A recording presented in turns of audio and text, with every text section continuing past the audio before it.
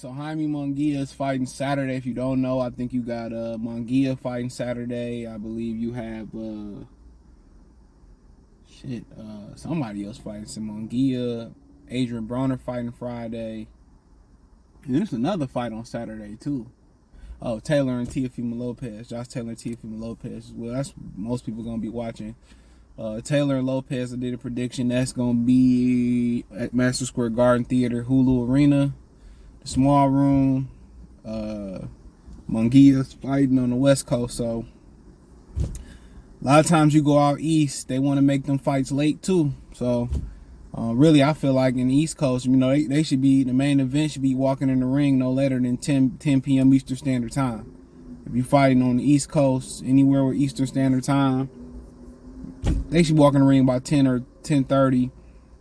You go out there like the West Coast, you understand if you out in Vegas, because if they walking in the ring at 10 p.m. in Vegas, it's only 7 p.m. out there, so Pacific time. So you understand, like, you know, that. But then again, guess what? If the fight is over about 8, everybody getting out, they bullshitting, you know, about 9, you know, everybody, you know, getting food or going to the after party. You think about it, Vegas really don't shut down, so it don't matter. So if they get out around the fight, I mean, in Vegas, they be walking out, the fight be at, they be walking, the ring walks, they be in the ring fighting about 12:30. You know what I'm saying? The fight over at 1:30. You know, so, you know, Eastern Standard Time, by the way. So then you probably getting out of there about 11 p.m. So that's when the fun's just not starting. So 11 p.m. Pacific time, you getting out there, you hitting corners and shit like that. And that's why they really don't like fighting outside in different areas. That's why they predominantly like to stay on the East Coast. They like to fight in cities that stay open late. I know, you know, Detroit on New Year's Eve, they used to on New Year's Eve used to stay open like New Year's Day, clubs and shut down to like 4 p.m. But you really kind of want to fight in places that's, you know, stay open later. That's why Atlanta probably a good prime candidate to help later. But nonetheless, they say after this fight, Oscar said he want Munguía to challenge Canelo, Triple G, Jamal Charlo, or David Benavidez, right? So I think he should get past Derevyanchenko. Derevyanchenko lost 3 of his last 4. He got on the board with a win last July 30th. I think that might have been on the Danny Garcia, Jose Benavidez card. I'm not sure.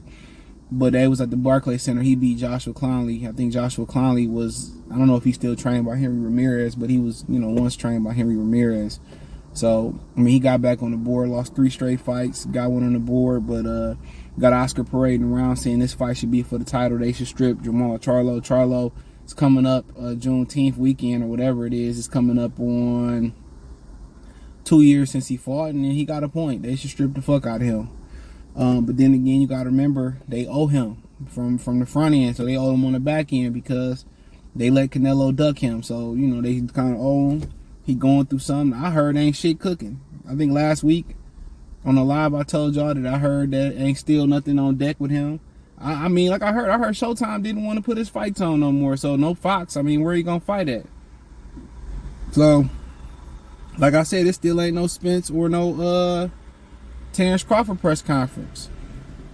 So I ain't heard no media outlet say nothing unless it's the best kept secret out there. So, I mean, it is what it is. But I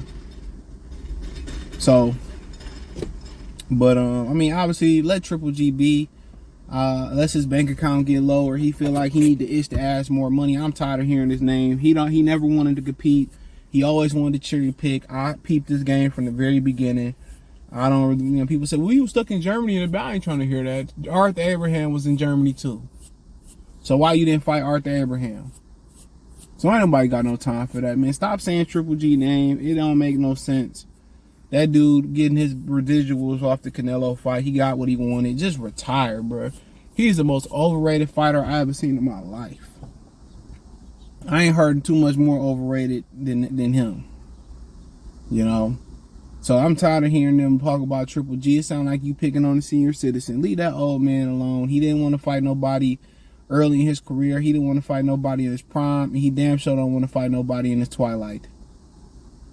He only wanted to fight Munguía when he was too green to fight, and California wouldn't approve it. So let's call a spade a spade.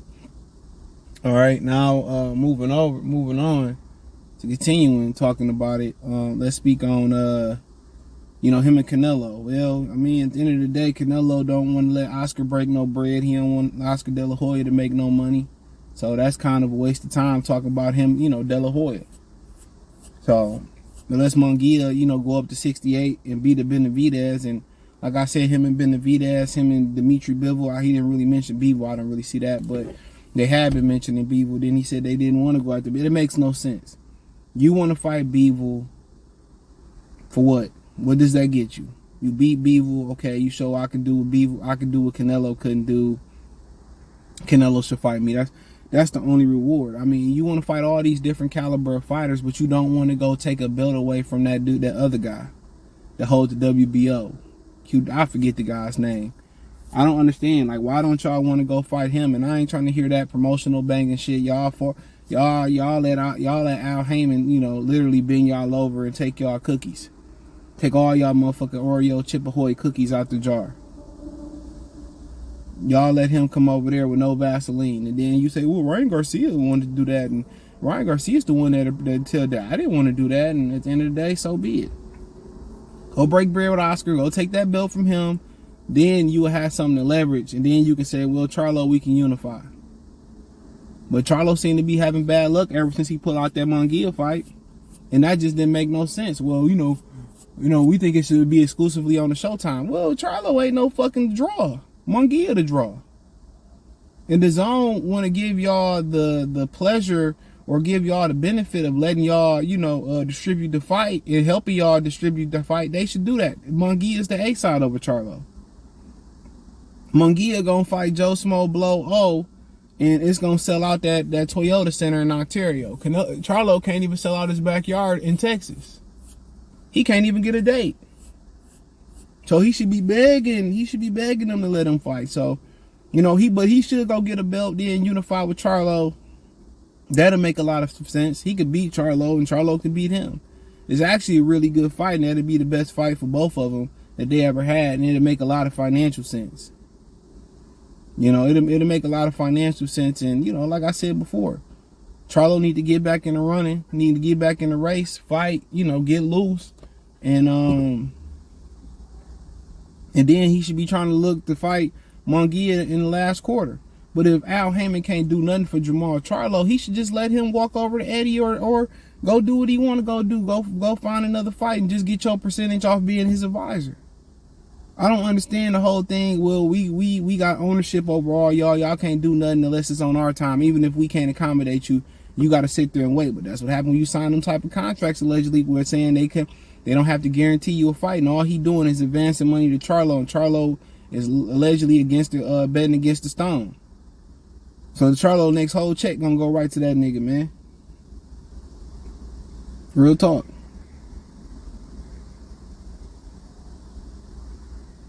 Gonna go right to him. It is what it is.